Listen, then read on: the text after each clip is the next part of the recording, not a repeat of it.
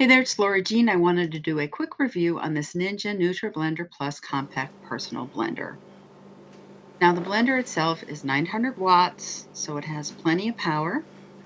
It comes with 3 travel mugs, which are 20 ounces each. They're really thick and sturdy and fit nicely in your car console.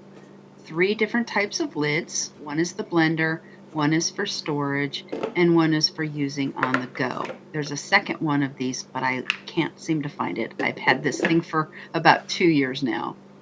Now I put some ice in here, so let's see how powerful it is and see how we can blend the ice. All you do is line up the holes, give it a good push. That really chopped up that ice nicely. So it does wonderfully when you want to just make a simple smoothie.